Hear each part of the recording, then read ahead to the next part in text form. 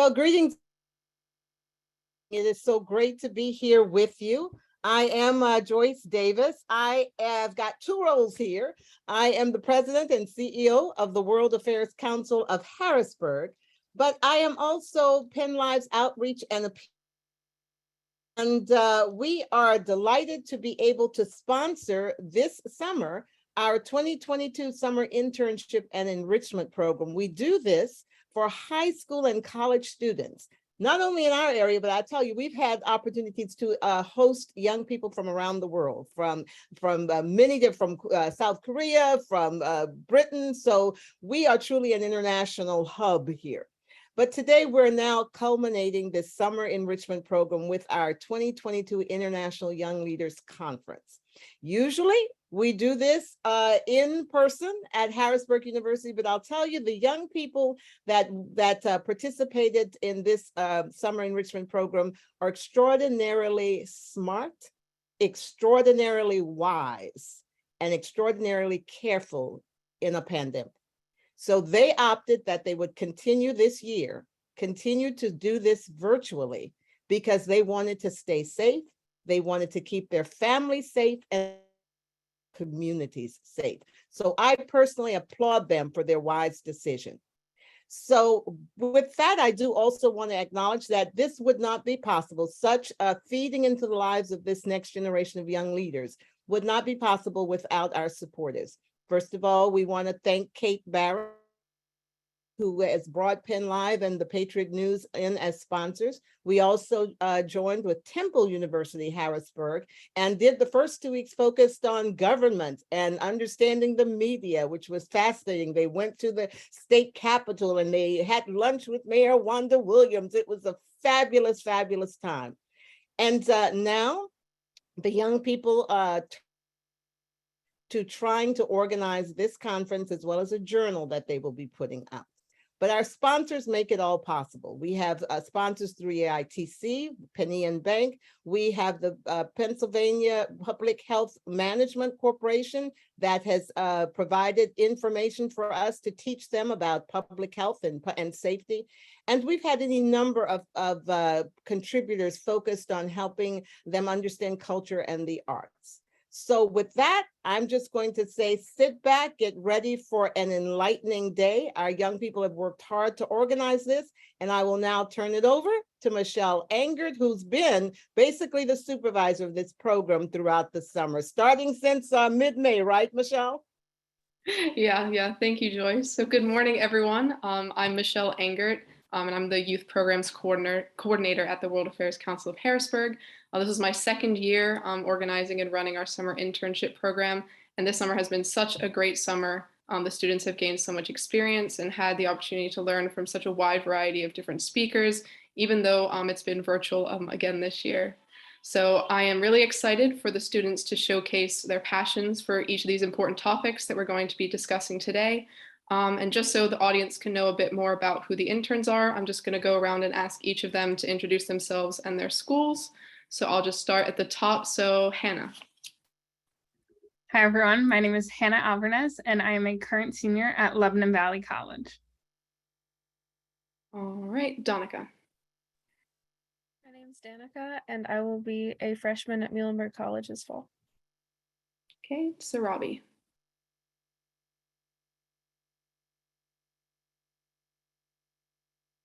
Sarabi, can you hear me? Yeah, sorry. Weird technical difficulties. Hi, I'm Sarabi. I'm a rising senior at Cumberland Valley High School. Okay, Aria. Hi, I'm Aria Bandy, and I'm a rising senior at Harrisburg Academy. Okay, Alanis. Hi, I'm Alanis, and I am a rising senior at Lebanon High School. Okay, Lagima.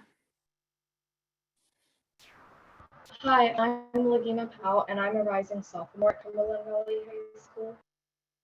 Okay, Chloe. Hi, I'm Chloe Meyer-Gerke, and I'm a rising senior at Harrisburg Academy. And Mehmet. Hi, I'm Mehmet, and I'm a rising sophomore at Cumberland Valley High School. Okay, so without further ado, I will turn it over to Hannah, who will be our main moderator for today's proceedings. Thanks, Michelle. Once again, I want to welcome you all to today's conference entitled We Care, Saving Our Future. Like I mentioned earlier, my name is Hannah Alvarez, and I am a current senior at Lebanon Valley College studying political science and global studies. Since June, 14 high school and college students have worked daily to put together and promote this conference. Throughout the duration of today, you all will hear from a number of esteemed panelists on some of the most pressing topics affecting the young generation. Today's conference will focus specifically on gun violence and its effects on youth, COVID-19 and its impact within schools, ongoing social inequality in our community, and the repercussions of the Russian invasion of Ukraine. Each panel will last approximately 1 hour, filled with expert opinions, followed by a Q&A session. If you have a question for the experts on any panel, please submit them through the Q&A feature, and our moderators will ensure that your question is answered. You will also be able to interact with the interns and the other attendees by engaging in mini games during our brief breaks, as well as having the opportunity to listen to an episode of the current season of the Interns podcast during our lunch. Again, I want to thank you all for attending today, and I hope that you leave here today with a better understanding of how we can improve the future for the younger generations. We will now begin with our first panel of the day, and I will turn it over to our moderator, Chloe. Hi, everyone. Thank you so much for joining us. My name is Chloe, and as I mentioned before, I'm a rising senior at Harrisburg Academy. Along with everyone else here, I've been interning with the World Affairs Council of Harrisburg this summer. I'll be moderating the first panel, which is on the issue of gun violence in America, particularly in relation to schools and education. I know this is a really important and personal issue for a lot of us here, and I can't wait to hear your thoughts on this. So I'll begin by asking our 3 expert panelists, although I'm not sure that we have our third one here, so it might just be 2, but I'll begin by asking our panelists to introduce themselves and give a brief opening statement on their views and experience. We'll start with Pastor Eric Jackson, chair of the steering committee of the Harrisburg chapter of Heeding God's Call. Pastor Jackson, would you give us a little background about yourself and your organization, please?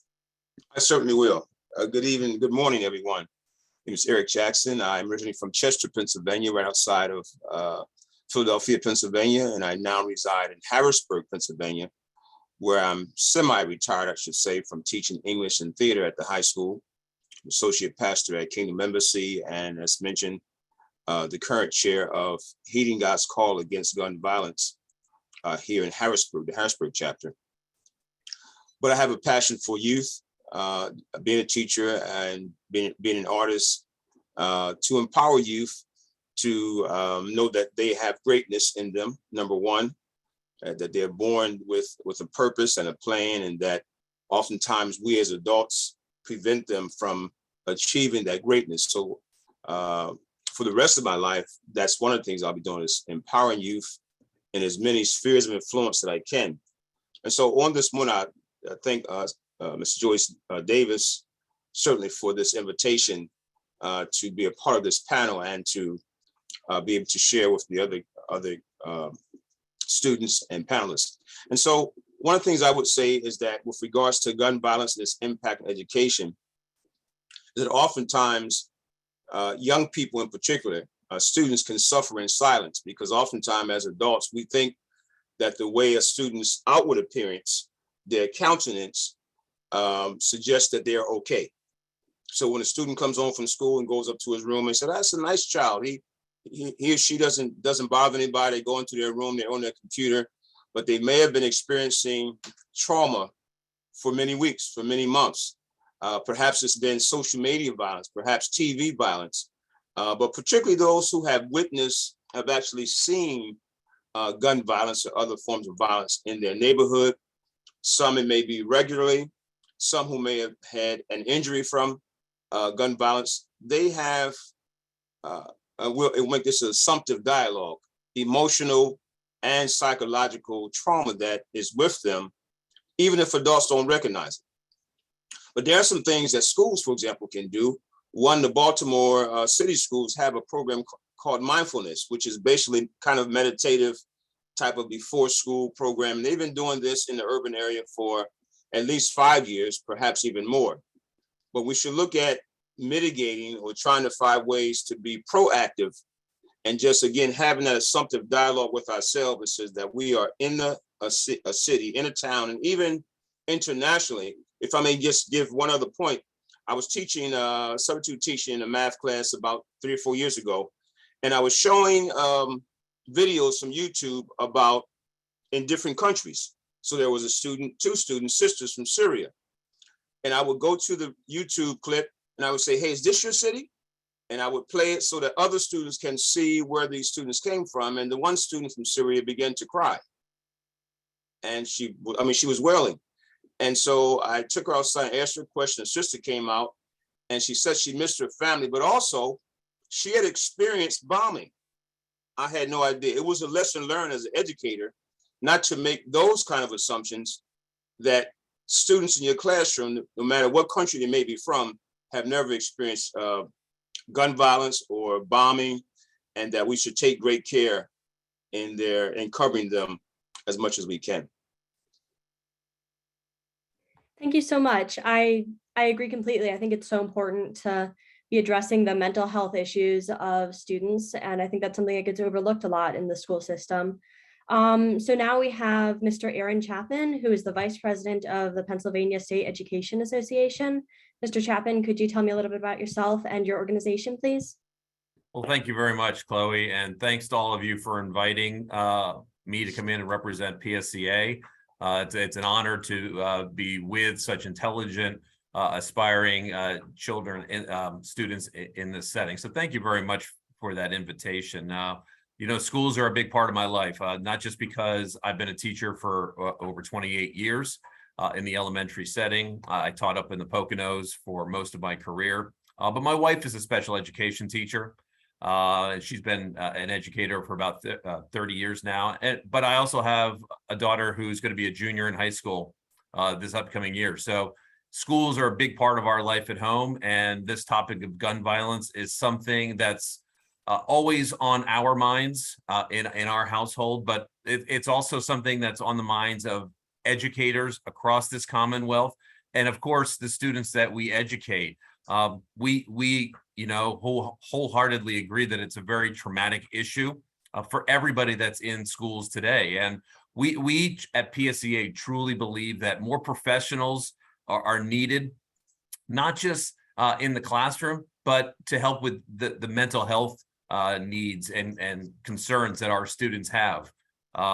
We know that, look, we not only need to take care of their mental health, but it's also needed for academic success. And we believe that our schools need to be safer. Our schools need to do even more than what many are doing. But we know that, you know, we need more training for our staff. We need to do whatever we can to make our schools safer for our students, because when it comes down at the end of the day, our students, our kids deserve absolute best we can provide them. So thanks again for letting me come in this morning.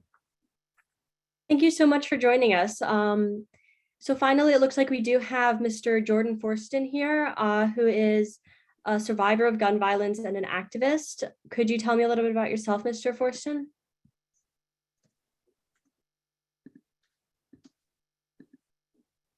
Mr. Forston, can you hear me? Okay, it looks like we're having some technical difficulties, so I think we'll just start with the questions, and if Mr. Forston does manage to get his technical difficulties sorted out, he can join whenever. So I'll be starting with a question that we received in the Q&A. One of our audience members would like to hear about your views on arming teachers in classrooms as a solution for gun violence. How about we start with Mr. Chapin for this? Well, unfortunately, this question has been asked way too much, and it's a great question, but it's unfortunate that it needs to be asked. And you know, in 2022, it's not the first time that this question has been, you know, asked, and people have weighed in. And you know, at PSEA, we wholeheartedly believe that there should not be guns in our classrooms. We're educators. We're in the field of nurturing children and making them into successful adults. We do not believe that guns should be in our classrooms. We hear a lot of proposals, especially during this election season, about arming teachers. We have a senator from Pennsylvania who's running for governor, and he thinks, we give teachers 15 hours of training and they'll be good to bring a gun into the classroom. And it's ridiculous. It's dangerous. We don't need more guns in our schools. Studies have shown that, bringing guns into our schools and arming our teachers actually puts our BIPOC communities more at risk. And so, it's a very simple response on our part. No, we're here to take care of our kids, and that's just not a solution that we believe should be even considered. There's a lot of other routes that we believe should be taken instead. Thank you so much. Pastor Jackson, do you agree with that? I absolutely do agree with Mr. Chapin with regards to teachers not being armed with guns in school. Many schools have school resource officers. They're local policemen who have weapons, and certainly they have been a deterrent for possible potential crimes that could happen in the school or just protecting youth. But I can just think, if I was a teacher and I'm armed, and students know, the whole school know the teachers could be armed, of a student coming up to have a writing conference with me at my desk, my not knowing what he or she is thinking about as they come to my desk to get their paper edited. I wouldn't want to have as we used to say, my mother used to say, have the blood on my hands of that trauma, that unforeseen, that I don't know about. As I mentioned earlier, oftentimes we don't see the hidden, or as they refer to it, like moral injury that's going on in a child's mind. So I absolutely agree that teachers should not be armed in school. Yeah, so what do each of you think are the best legislative steps that we can take to address this issue, obviously besides arming teachers? We can start with Pastor Jackson. Absolutely. And certainly, as being working with Heeding God's Call Against Gun Violence, which is a nonprofit organization, one of the major things that we do is to try to work with our state legislators in having some more hardened laws towards gun purchase. The Brady Bill campaign, which directs some of its attention to having public witnessing, that is perhaps protests across the street from a licensed gun dealer or shop, even across the street from a Congress member's office, who may be promoting or keeping those laws from being passed. The red flag law, for example, of seeing youth who may have things in their record, but have not been looked at closely enough prior to their perhaps arming themselves with a gun to do harm to others. And so definitely we should harden our laws.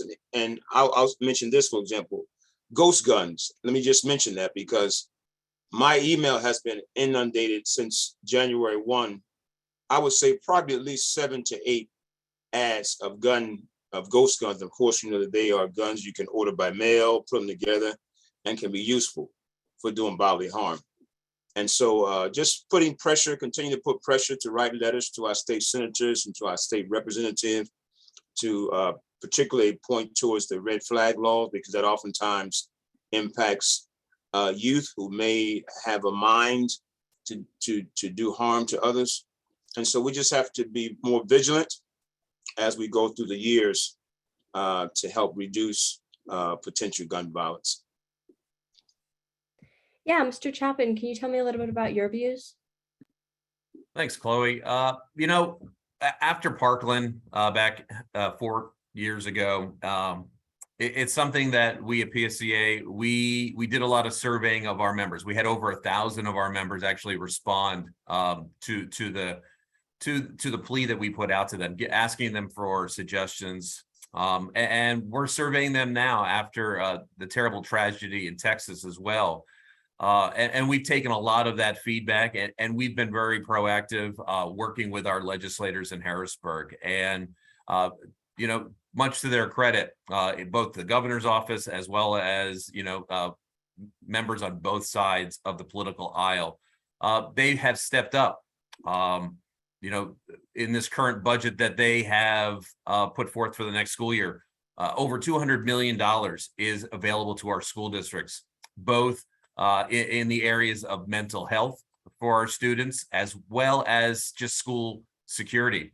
They've stepped up to make it, so that our school districts are available to get the resources that they need to provide assistance to make our schools safer.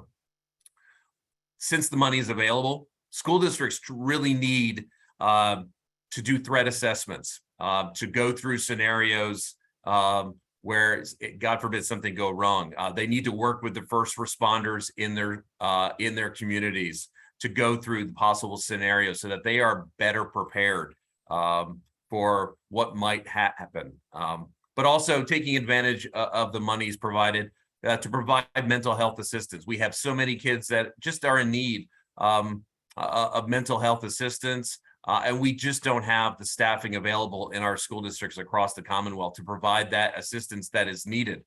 We provide help, but it's just a lot of kids, a lot of students just don't get it in a timely manner because the districts aren't able to hire the staff available. But there's been other legislative measures taken as well. Safe to say, a few years back was put into place before the pandemic struck. And I'm sure many of you are aware of that, where, students could, report something that they think is going to take place. This allows school districts to be aware of possible scenarios, and it's really done a great job over the last few years. I believe as the next year goes on, we'll be able to find more ways to help our students and our schools out. Pastor Jackson, it looks like you had something to add to that.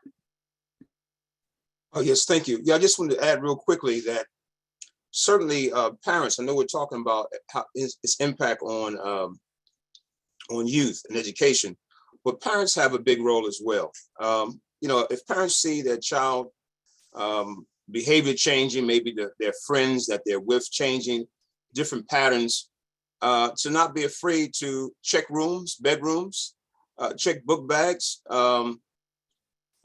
We can't be so lenient with regards to the environment, and students can crisscross environments. I may live in an urban environment, but I may go have friends in a suburban environment and vice versa. And so habits change sometime. So we should be very vigilant about that as parents as well, to pay attention to the habits that our children have as they come in and out of our homes. What do you think are the biggest signs we're looking for in that regard? Well, again, some children or teens may have a hands-off in terms of not coming. Well, if I'm a parent, first of all, if I'm a parent, that's my bedroom and that's my home. And certainly if my child is on Facebook, I have access to Facebook unless they block me. And that happens sometimes. Parents may block their children from getting into their Facebook account.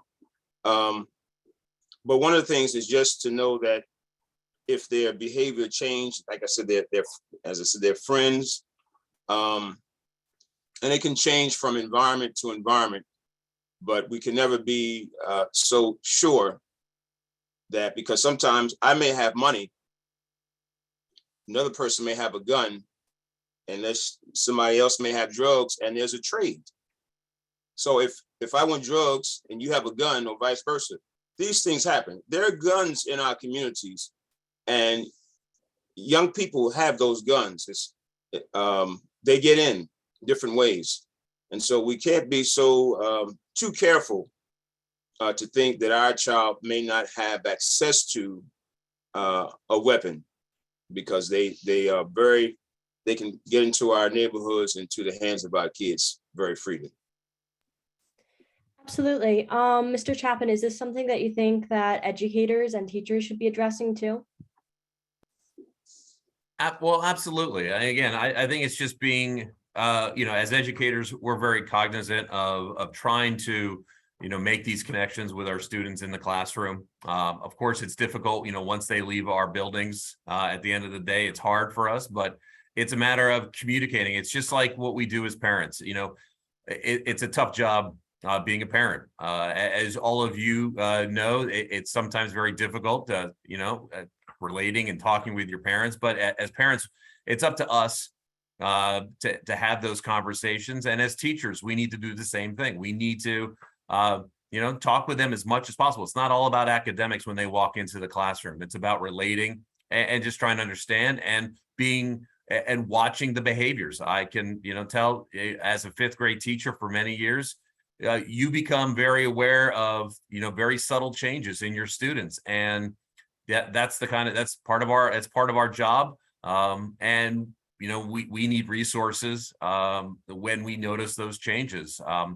And you know, it does take a large community to make sure that students are being taken care of and being protected in our schools. And it's just something that we do on a daily basis.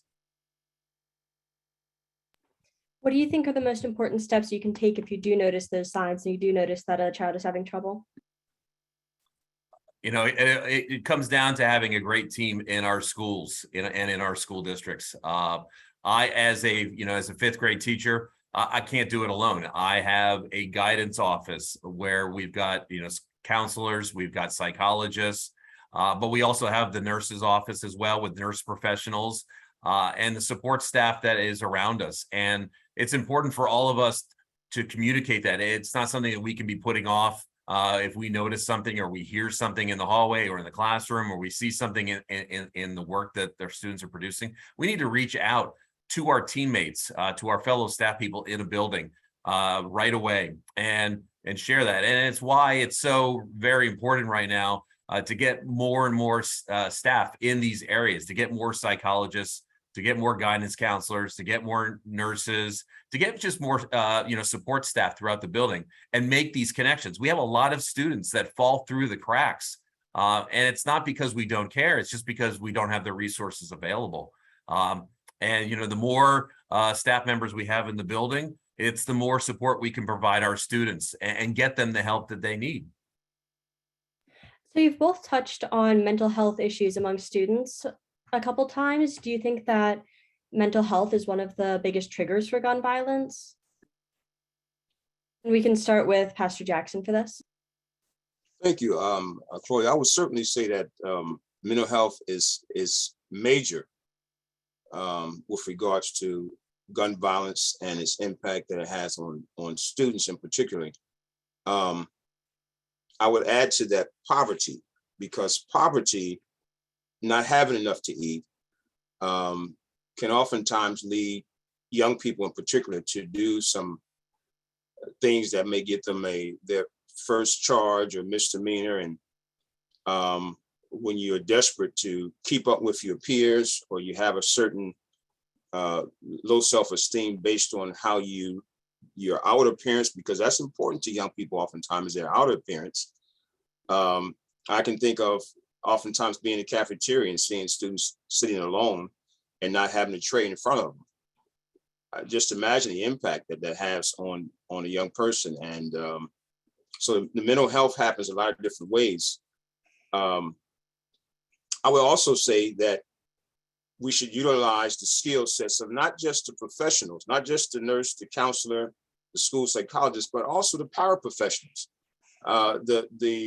The young man or the mother or father who works in the classroom with students, the security guard who may perhaps have gone through the school, had grew up in that particular environment.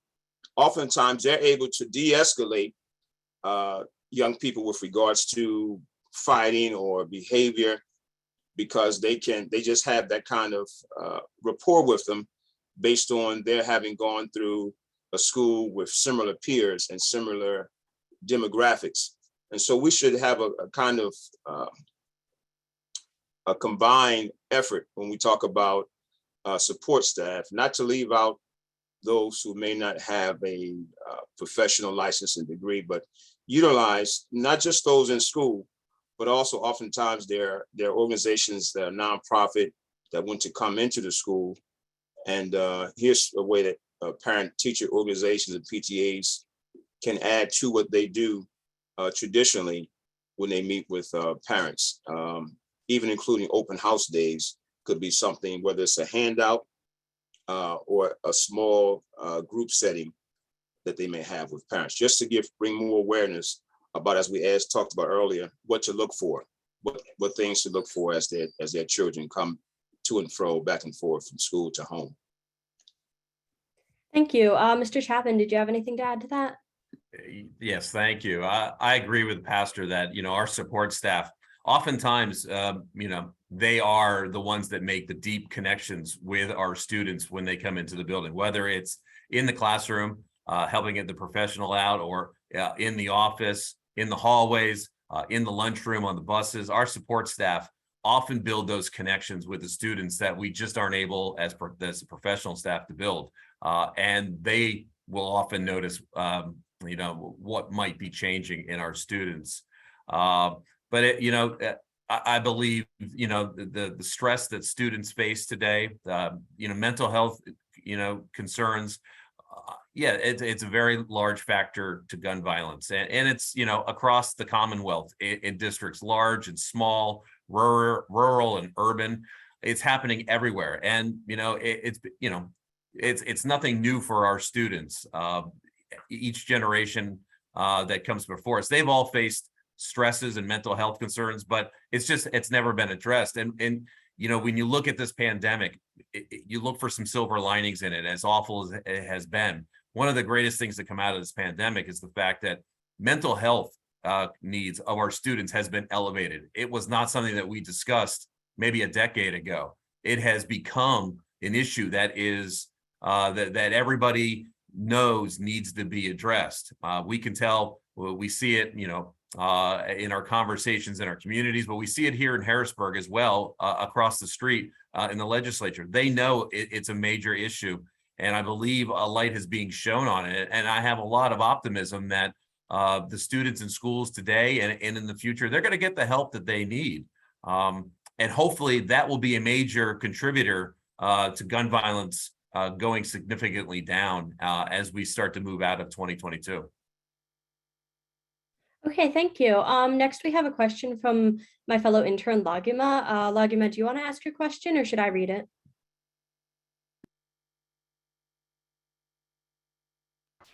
You can read it.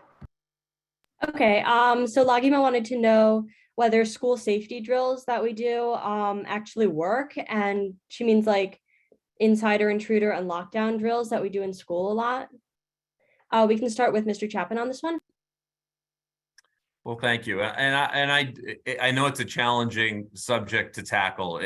I'm not sure there's a wrong answer here. I think, the more school districts look at every different scenario that's taking place in a school and try and work with the first responders in the community and look at what should we be doing if something happens. As you all know, when there are so many things taking place in a school once the moment the students arrive in the morning until everybody leaves late in the afternoon. So many scenarios, and it's important to practice and to think of what if this happens at a certain time when this is going on, what needs to be done. And yes, there is some trauma involved in that, but I think it's better to be prepared for those what if scenarios, so that that the staff all the way down to the students are able to respond in the best manner possible.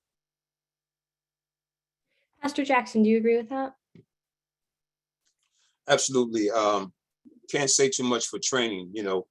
Going back maybe 10 years ago, 5 years ago even, teachers had at their disposal, when you would come in, part of our in-service training would be about fire drills. It wasn't about a shooter or active shooter. So now this has to become a part of what not only teachers are trained in, but also students.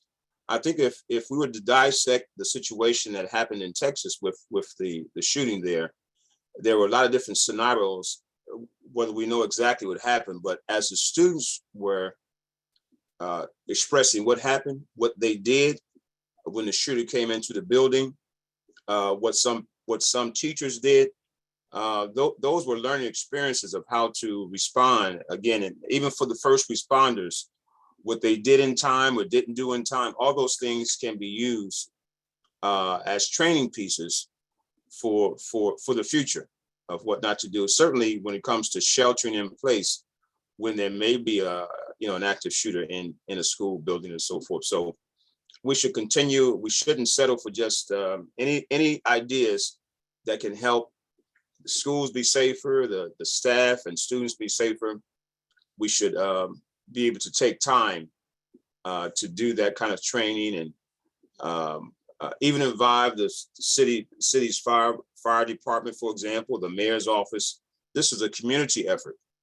And so where you have Mr. Chapin with PSEA, he can link up with the city or town in which he's in, the school superintendent, even the local military, whether it's a guard base or whoever, but all those entities should work together in trying to mitigate and keep save as many lives as possible, for the future.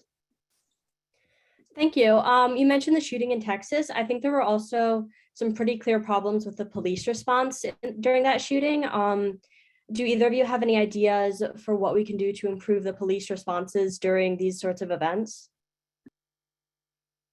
I can't, my field of expertise is really what happens in schools. And I feel, there's a lot better experts out there than myself to speak on it. All I can say is, I think that's where, school districts working with the communities, as the pastor said, working with first responders, working, with the police, the fire, with everybody in the community. Because again, our schools are the heart of our communities and the soul as well. And it's up to our districts to work with these different entities to try and get them best prepared as possible. And look, there's certainly in Pennsylvania, there's plenty of funding available to make this happen.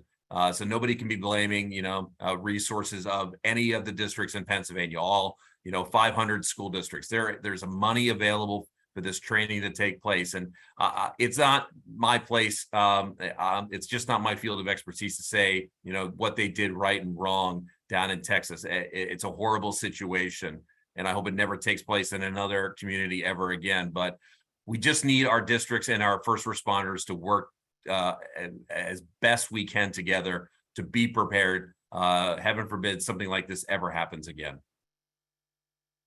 Absolutely. Pastor Jackson, do you agree with that? I certainly agree with Mr. Chapman that, as they say sometimes, above my pay grade and expertise as far as what should have happened. But I will say this, having spent 24 years in the military, in the Air Force, during my teaching time, that it's important to know who's in charge. So you had like Texas, maybe Border Patrol, you had the school resource officer and police, or the local police department. But sometimes minutes can go by unless they may refer to it as a critical incident.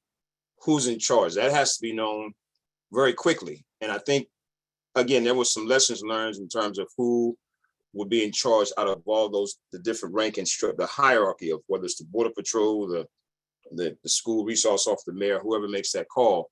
But I believe that's one of the things that can be question that can be answered by having these mock first responder scenarios that may take place in school districts, so that you bring in these different leaders who have maybe a different way of how to approach the situation. So again, training, or at least education, however that can be disseminated to students and staff and the local community. The more we know of how to do and what to do, I think the better we'll be off in the future. Thank you. It looks like Mr. Jordan Forston may be able to join us now. Can you hear me, Mr. Forston? Okay, it looks like we're still having issues with that. So I have another question in the Q&A from one of the audience members. What is your opinion on banning semi-automatic and high power guns? We can start with Pastor Jackson for this one. It's no doubt, no doubt. Number one, that the age should be at least, at minimum, 21. That's my personal opinion.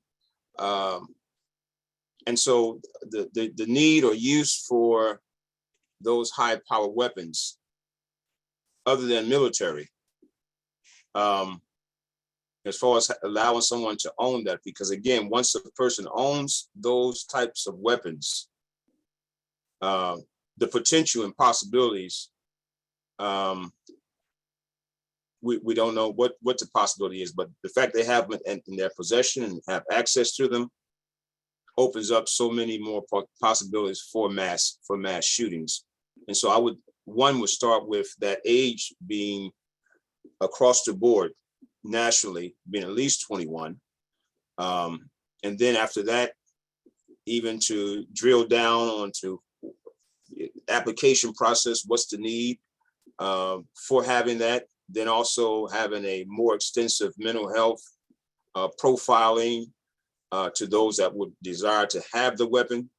I think all those couple of things are some factors that I would want to see happen with regards to those high-powered weapons and rifles, and that should happen. We've seen enough. We've felt enough. Of what has happened in various cities and towns across America, that there shouldn't be too much more hesitation, except for partisan politics. And I think that's where it stops. That's where it stops. But as far as what we've seen, what we've experienced, as Mr. Chapin said, prayerfully not to happen again, is to be very vigilant with regards to those laws regarding those high-powered weapons. Thank you. Mr. Chapin, do you agree with that? Well, again, it's not for me to say, and I'm certainly not trying to duck any questions here. I appreciate the thoughtful questions that are being, asked. And, in my position, that's not really, I would say, my expertise. Our colleagues across the state, our educators, our support professionals, I think they believe that it needs to be left up into the hands of our voters in the state and across the nation as well, whether or not, these weapons should be made available and to what age. My job is to look at what can we do within our schools to make sure that semi-automatic weapons are not an issue. And, it comes down to just providing our educators and our support staff with the trainings they need and providing our kids with the best resources that we can possibly provide to them. Do you think that training in schools is sufficient to address these issues, or do we need legislation to block gun access in addition to that? The training, look, training always needs to be updated. Times are constantly changing, and it doesn't matter if you've been an educator for, 30 years or for 5 years, or you're just starting out. Training is needed. Things are changing. And training should absolutely be offered and done on a regular basis. We cannot have enough knowledge of what to do and how to best help our students out. So the more training we can get, the better off our students will be. And of course, our students, it's why we get into this profession. We want to make the lives of our students better. And so whatever we can get as professionals and support professionals, we absolutely welcome it. The state has been working with us as partners, certainly a lot more over the last 5 years. So we expect it to get even better. Do you think that there are laws that need to be passed in addition to that training, though? As laws as far as what, Chloe? As far as, red flag laws blocking access to high-powered weapons, all the laws that have been proposed for the last couple of years? I would again say, I'm laser focused, as well as my colleagues, on what can be done inside school. We focus on that part of our students' lives. And I think there's a debate that's going on across our Commonwealth, across our nation. And I think that's something that all citizens need to be involved in that discussion, whether it be contacting our legislators or getting out to the voting booths and speaking their mind. But again, as educators, we focus day in and day out. We're laser focused on what we can do inside the schools. What happens outside our schools it's just too much of a distraction for us. We don't want to take the focus away from what we're doing inside the schools to make it safer for our kids. Okay, I have another question from the Q&A. One of our audience members would like to know what your personal thoughts on children learning how to hunt and having access to guns at an early age are. We can start with Pastor Jackson for this one. Okay, Chloe, could you repeat that one more time, please? What are your thoughts on children learning how to hunt and use guns at an early age? Well, I would say I'm open to younger children learning how to use weapons for hunting. I don't know what age that would be for me. It was never a practice of mine, but certainly adults who have access to weapons and use them for hunting, and teaching their child to boy or girl to hunt. I'm pretty open to that habit. I don't know what age, if I was in that situation, what age that would start.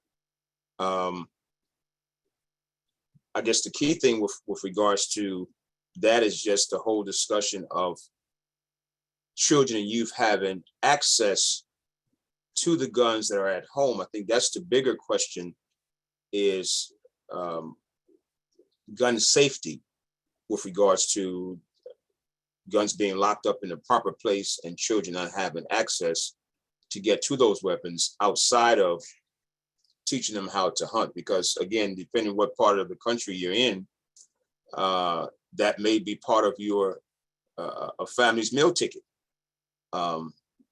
Everyone doesn't live in the city. Some people that's what they use. Others are agrarian or rural areas, and hunting is part of what they need to do for getting that kind of protein on their family's table. But I think gun safety is probably the bigger thing to talk about is, and I know in Pittsburgh, they have with the mayor, they have a newsletter that comes out every month. And in that newsletter, they oftentimes have training for gun safety at home, lock boxes and that kind of thing. So I think gun safety and parents being responsible with regards to that. But as far as teaching, not waiting necessarily to 18 to teach a son or daughter how to hunt, I'm open to that happening without hesitation.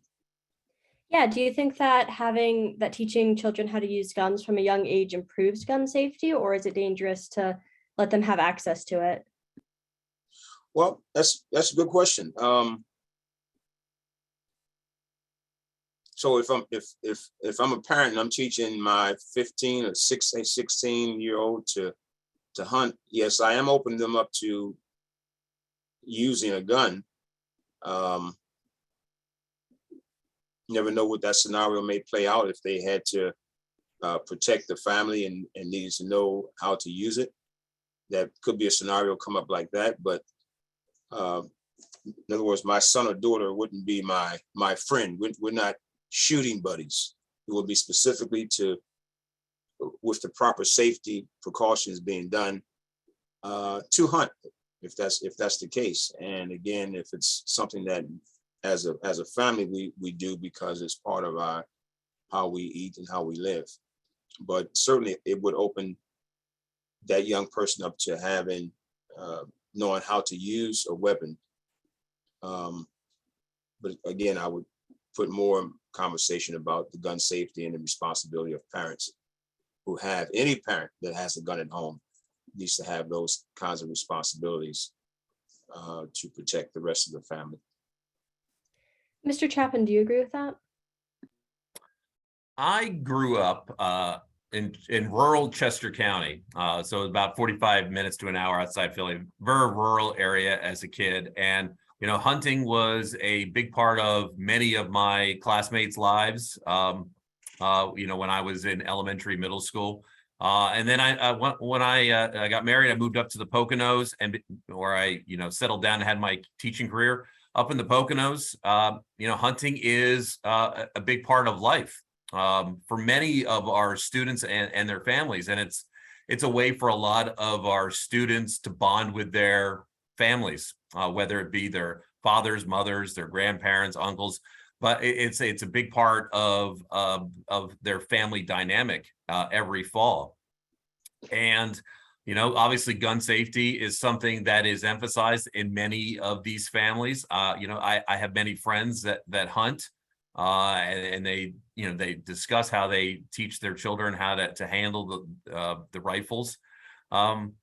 There are many of our schools across the Commonwealth where there are actually rifle clubs, where they practice, they learn how to use the rifles properly, and all the safety that goes into it. So obviously safety is a big part to all of this. And far be it for me to tell the families that this major part of their traditions that go back well over 100 years, far be it for me to tell them what they should and should not be doing.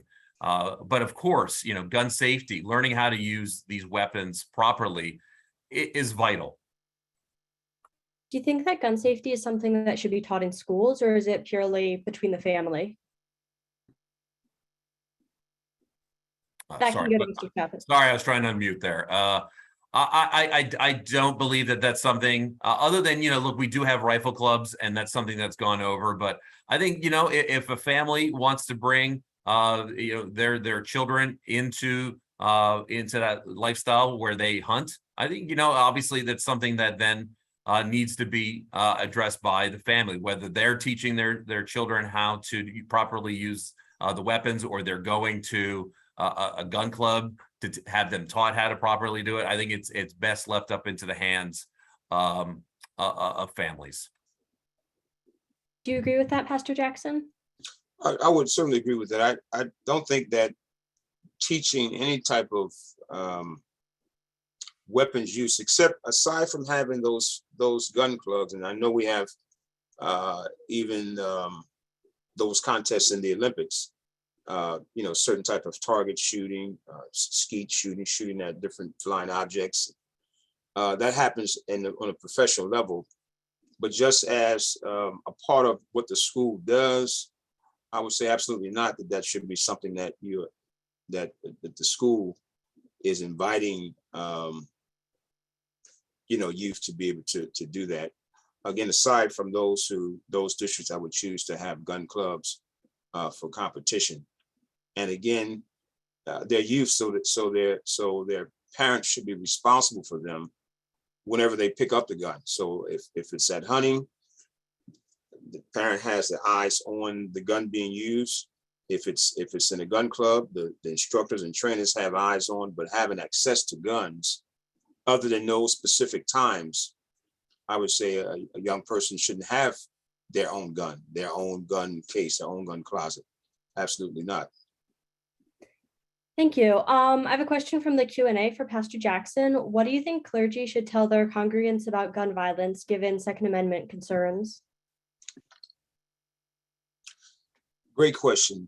Very, very good question. I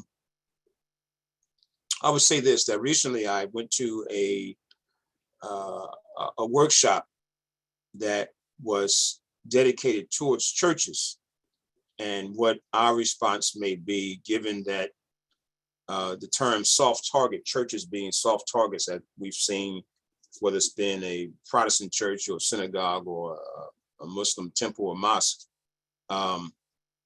churches are always possible targets for different persons who may want to come and do harm to those who are attending.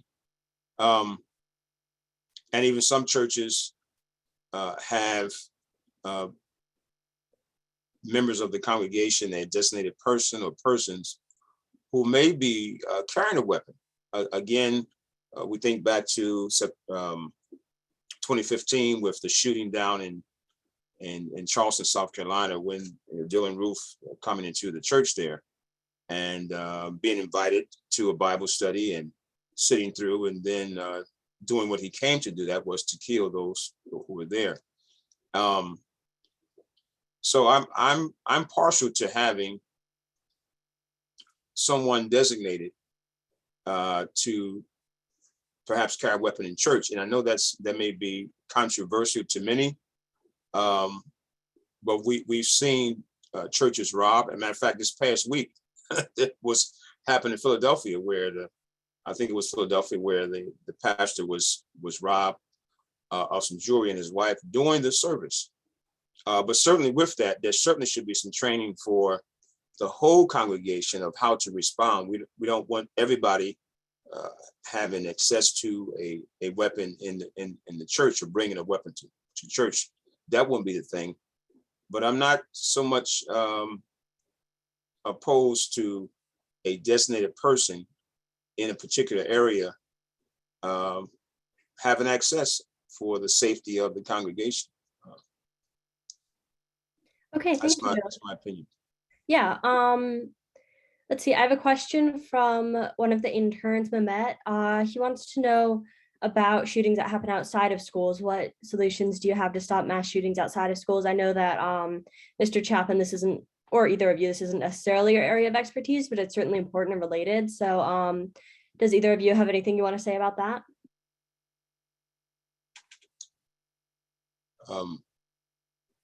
I'm sorry, I was still on the last question and some afterthoughts. Could you please repeat that question, please? Yeah, what about shootings that happen outside of schools and mass shootings that aren't related to schools? And if you have anything else to say about the last question, you're welcome to say that too. Yeah. Right. Well, again, we can never be too ready for those kinds of the shootings that take place, the mass shootings, and so forth that we've witnessed over the past several months. Again, I guess it goes back to who has access to those kinds of weapons. It goes directly back to the law of who has access to those. I don't believe those who have used the weapons in the mass shootings, in particular, the last few, have been over 21. They've been under 21. And so there you have it with regards to, I mean, certainly those individuals, there was some certain mental issues going on to be able to do that, number one, to take their lives, the sanctity of another's life in that manner for their particular personal reasons. So again, we all pray that it doesn't happen again. Always a possibility of it happening, and how to prevent that from happening. Again, don't have all the answers, but hopefully those that would have some psychological or deranged mindset would not have access to those weapons, at least to purchase them legally. Now, illegally, people purchase guns illegally all the time, but certainly shouldn't have access to going to a gun deal or gun shop, particularly if their profile is access, and it seems that they would be a person of that should not have access to a weapon. And I think we can do a lot more. Again, we're talking about the red flag laws here now, but just to continue to be prayed up and pray that those that would seek to do harm to others, that something might cause them to change their mind. Is what I would say. Absolutely. I have a question from the Q&A. One of our audience members says that students are angry that we have to go to school feeling scared. What can high school students do to advocate for safety in schools? I think that's a really great question. We can start with Mr. Chapin for this one. Yeah, I think it's a great question too. And it's a shame, just kind of going back to the last question, it's a shame that, the violence outside schools, inside schools is something that our students today have to deal with. I know the stresses that it puts upon all of you as a community, and it's not fair. It's, there's no reason that you should have to deal with those kind of stresses. Life is already stressful enough as a student, as a child, and there's no reason why we should be adding on to that as a society. And students have very powerful voices in the schools, and I know sometimes it doesn't feel that way, but you need to you need to speak up and not be afraid of what the reaction from a school administration or your teachers might be. You need to speak up. And if you're not heard, you need to collaborate with others in your school and make your voices louder. Really, and that's the beauty of America. Is that we're a democracy, and you need to have your voices heard. And that way, the district will be addressing your concerns. And you're absolutely right. It's just not fair that you should have to go to school with these kind of stresses and worries. I would plead that you just reach out and make your voices heard. Absolutely. Pastor Jackson, did you want to add to that? Yes, I would just simply say that certainly students being involved with having their voices heard, both from the school board level and any student organizations that might be able to have meetings to address it. But I also wanted to address, as we have in Heaton God's Call, we had an essay contest a few months ago. And one of the themes that ran through the essays, the winners, was that many had gotten desensitized because of the shootings that have happened, particularly in our Harrisburg, Pennsylvania community. That students were experiencing trauma. Again, we were talking earlier about a student's countenance. Their look may not show that they're experiencing trauma, but if they've witnessed just one, or if they've heard gunshots, just like a soldier may have PTSD when he hears the backfire of a car. If you live in a neighborhood and you've heard gunshots, if you hear them somewhat irregularly, but enough to have trauma, that many young people may become traumatized, as opposed to the other choice would be to stay home. And there are places around the country, of course, that we know where their gangs are more prevalent, where that's a regular thing. And so many have become desensitized because they're not homeschooled, they have to go to the school. And but the other thing too, I would say, is that we should find some creative ways to help young people deal with that. And one is the essay contest. I'm looking at the bottom screen, Maheen Hams, a former student, and who's an artist. So art can be used, art contests, essay contests, and not just for contest's sake, but to hear and to see through the drawings, perhaps, what students are feeling. And certainly with Mr. Chapin being a PSEA, this may be something that can become a statewide or district-wide practice or initiative. It's just like young people having art therapy and music therapy and dance therapy, where the psychologist and professional are able to determine what's going on in their life. So we should look for creative ways to help find out what children are going through, what youth are going through, as the prevalence of gun violence, and in many cases, in many cities and communities, are much higher than others. So we have to find ways to help mitigate that by getting into the world or the lives of those young people in a non-invasive way. And I think doing art, doing writing, we can read, we can see what's going on in the minds of young people. Yeah, I think creative expression like that can be so important. Mr. Chapin, did you have any ideas about that?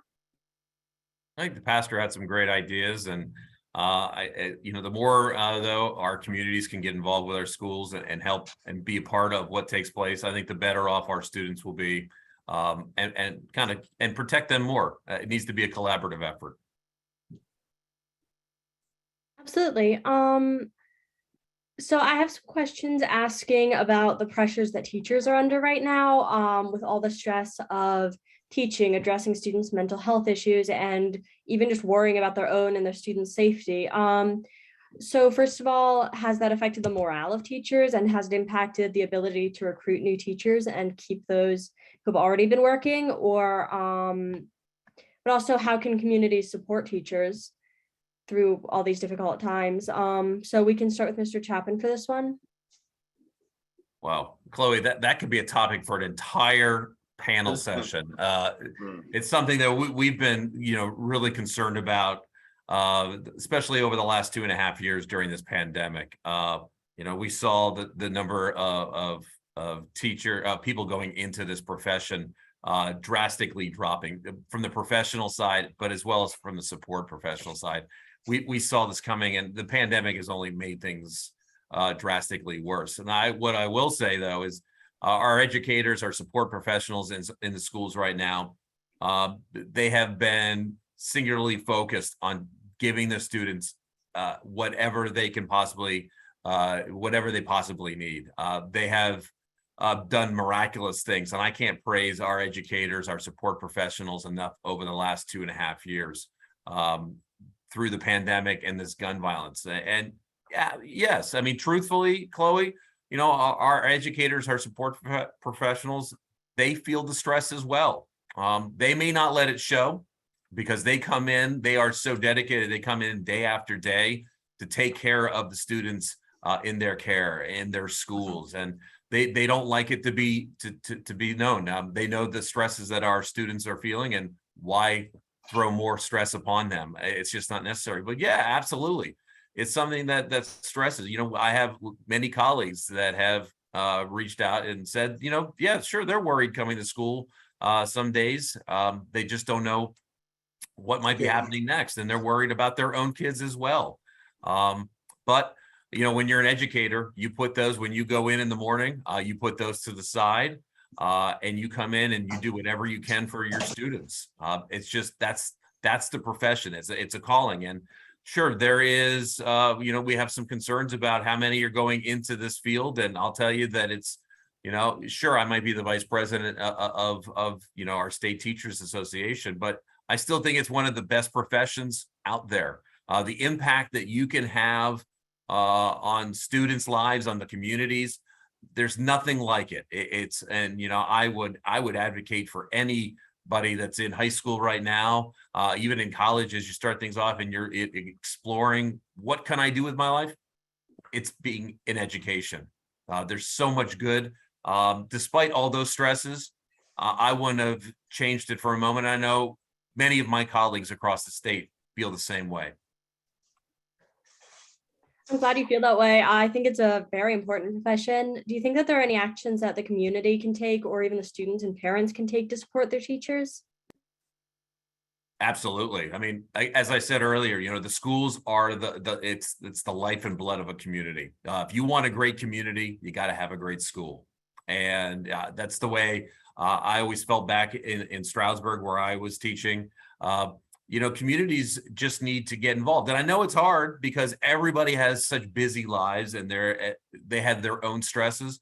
You know, it can be as much as just the, you know, parents checking in with, you know, the school, the educators, the support staff, you know, as often as they can. It's people attending school board meetings to hear what's going on. Not necessarily to go and be, you know, we've seen in some districts where school board meetings have gotten a bit disruptive, but, you know, there's plenty of school districts where people come in from the community just to hear what's going on and to give their thoughts.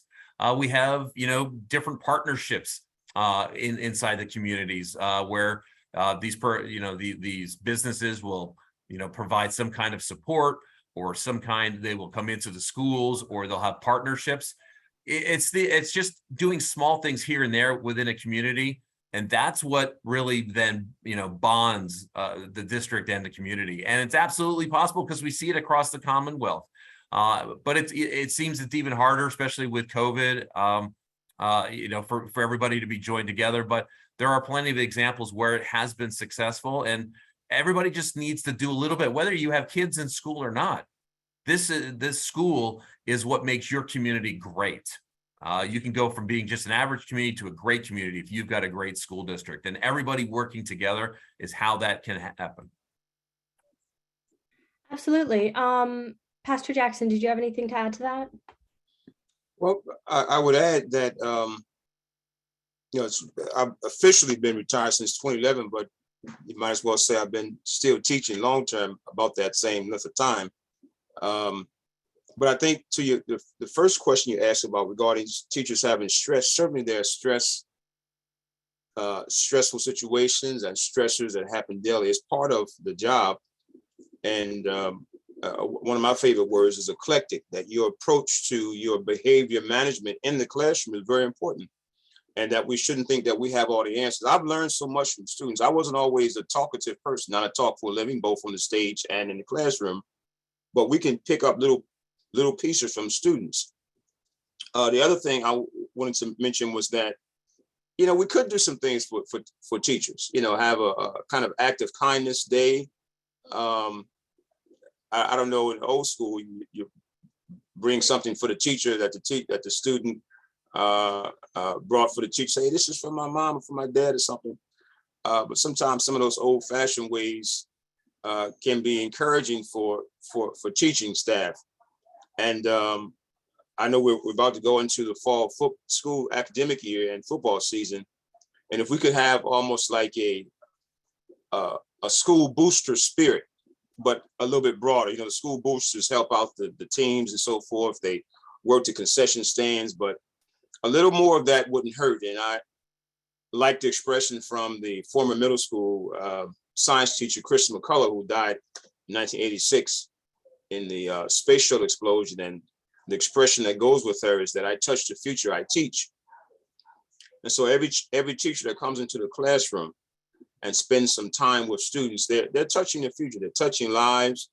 And I like the fact, and particularly today, at 65, and having started teaching at about age 22, that many of my colleagues are former students, and many are published authors. And so I'm just enjoying the ride at this season in my life to see young people, and many who others may have given up on, and perhaps some I didn't think would have gone further than high school, but are doing quite well both in business and in school. And so the teaching profession does a lot for the lives of young people, not just in real time when they're teaching, but when you're able to see them outside of school, with families, with professions, as entrepreneurs, as colleagues in the classroom. It does my heart glad about that. So thank you very much for that question. Yeah, so thank you both so much for your time and this great discussion we've had today. We only have a couple minutes left before we have to break, but I'll give you each just a minute to give any closing remarks you have or talk about what you want to see going forward for this. So we can start for Mr. Chapin for that, just very briefly, please. No problem. Chloe, you did a great job. I appreciate it. And I appreciate being invited in. And, this was one of the most thoughtful discussions I've been part of in quite a long time. So I congratulate all of you for everything that you've accomplished this summer. And, I tell people that, when I see today's students, I'm more and more optimistic about the future. You talk about things that, at the beginning of my career, or even when I was in school, we never ever talked about. And I applaud you for what you're doing, because your voices matter and they need to be heard, and you need to be part of the discussion. If people aren't letting you be part of a discussion, you need to make them understand that you need to be part of that discussion. You're an integral part to our society. So thank you for having me in. It was a great morning. Thank you so much. Pastor Jackson, did you have any closing remarks to make? Yes. Well, thank you. I just want to first thank Ms. Joyce Davis for the invitation to be on the panel, and certainly to yourself, Chloe, and the rest of the team who are there, who may not have spoken, but had questions, and are certainly probably going to take some things away from this panel discussion.